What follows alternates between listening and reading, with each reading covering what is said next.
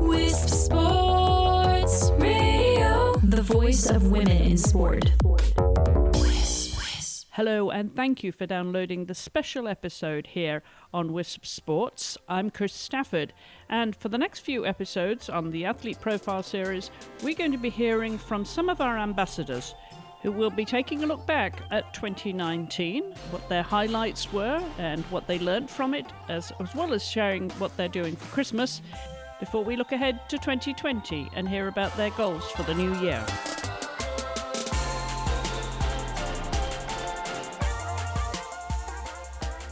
And we begin with Nicci Daly, the Irish field hockey player who was part of the silver medal team at the 2018 World Cup.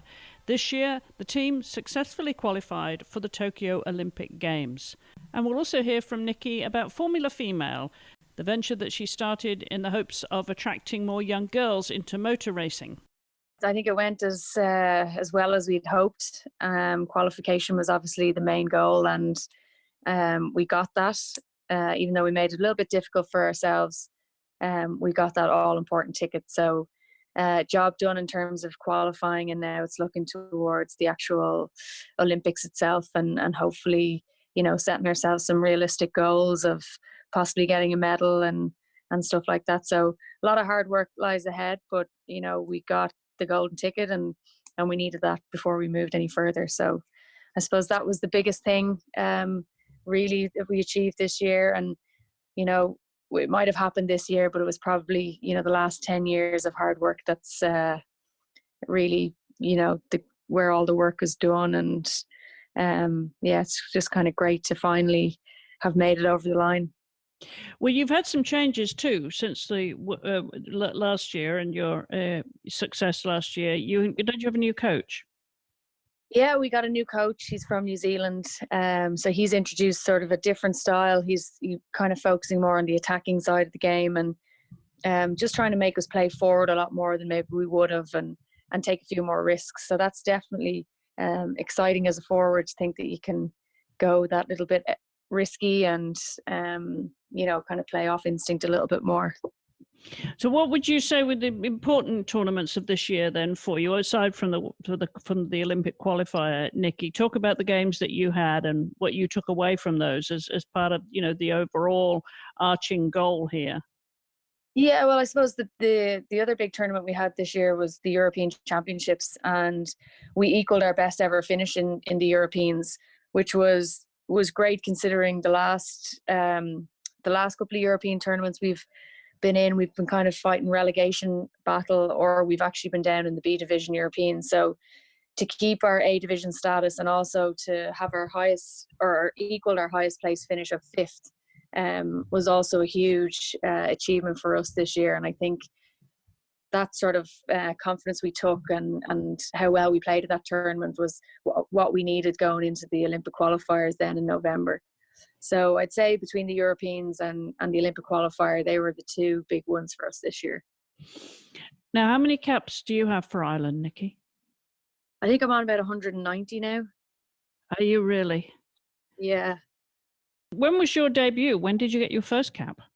I got my first cap in February 2010. So going on nearly 10 years since my first cap, but I've been a part of the squad since 2009. So I've been 10 years with the squad training, but didn't get my first cap till February 2010. So a long time ago. It is a long time ago, but with it comes experience, right? And, I'm sure I can often say, if only I knew then what I know now, as you look back on your career. But this year, now going into an Olympic Games, that's probably got to be the pinnacle of your career. Yeah, and nothing's guaranteed. I mean, everyone will be fighting for selection to make the team. You're not kind of guaranteed to be selected.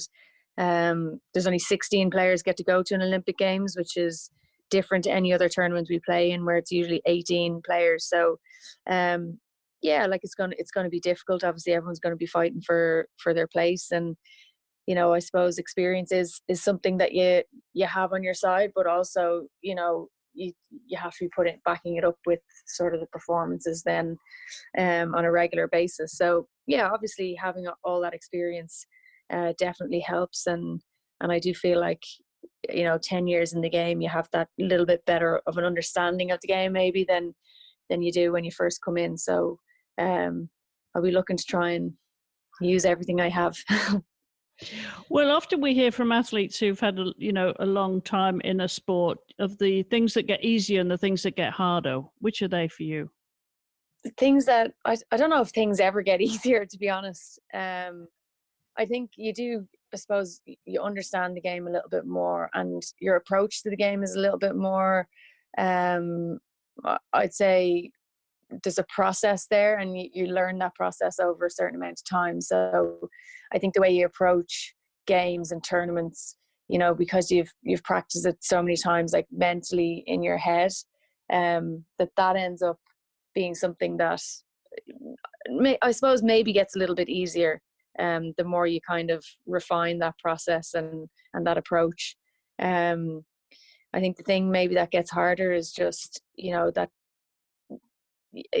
just the work and the effort that has to go in. You can't ever let up on it, and you do it for so long, it does become difficult to keep pushing yourself to do that. And I think that's probably the hardest part when you get, I suppose, age as well doesn't help you. So you're trying to push your body and maybe it's resisting you a little bit at times.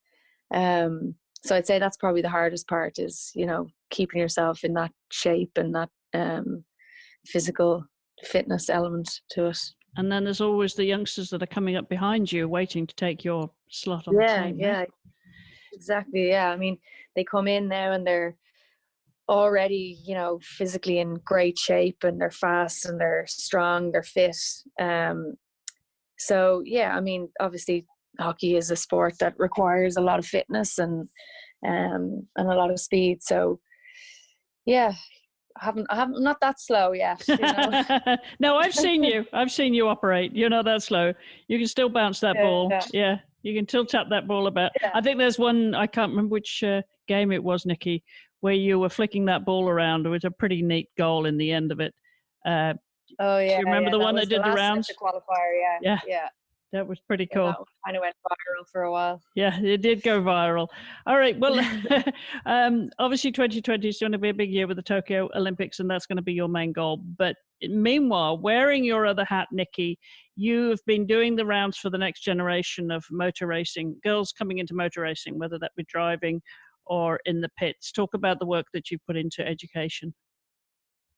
Yeah, so I suppose we launched with Motorsport Ireland and CJJ Motorsports and Sport Ireland. We launched an initiative called the Go Girls Karting, and it's basically an initiative to introduce over 1,000 young girls between the ages of 13 and 16 into motorsport. And it's also using motorsport as a platform to teach STEM education. So we are running 36 of these experience days all around the country. And at each day, the students come along and they take part in a driving experience, but also a STEM workshop. So they complete 4 different STEM exercises that have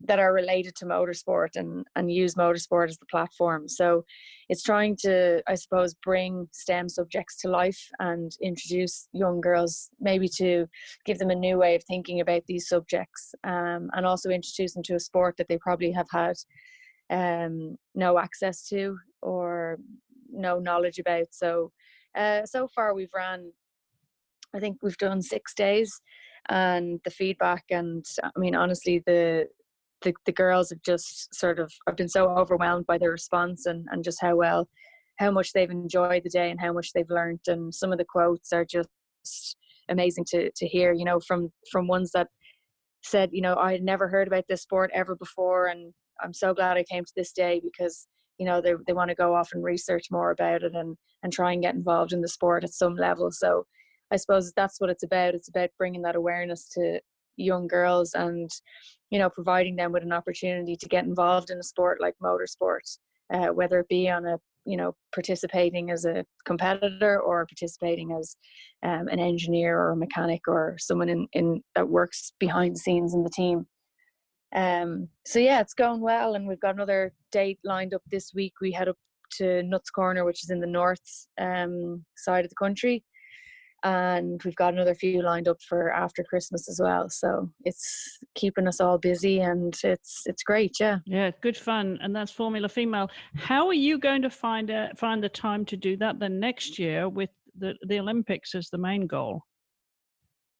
Yeah, I suppose I have my schedule, hockey schedule lined out, and I'm working the experience days in and around my schedule. So it shouldn't be a problem. I mean, I'll just be busy. I'll probably need to find an extra day in the week somewhere. But sure, be all right. We'll figure it out. Yeah, well, you seem to somehow manage it. And then, of course, you've got your media work and the PR that you do around, being a member of the team too. That takes up quite a bit of time, doesn't it, near tournaments? Yeah, I mean, like, I suppose people are always onto you to do something here and there.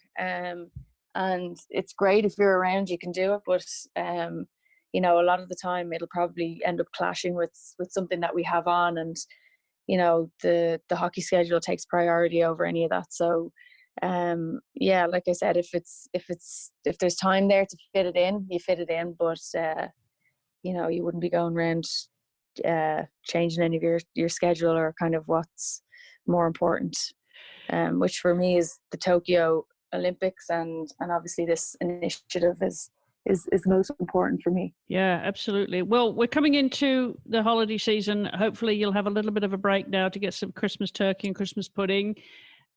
Oh yeah. Will you have a bit of time off then, or do you just try and stay fit, obviously, through that, in and out of the gym in between meals?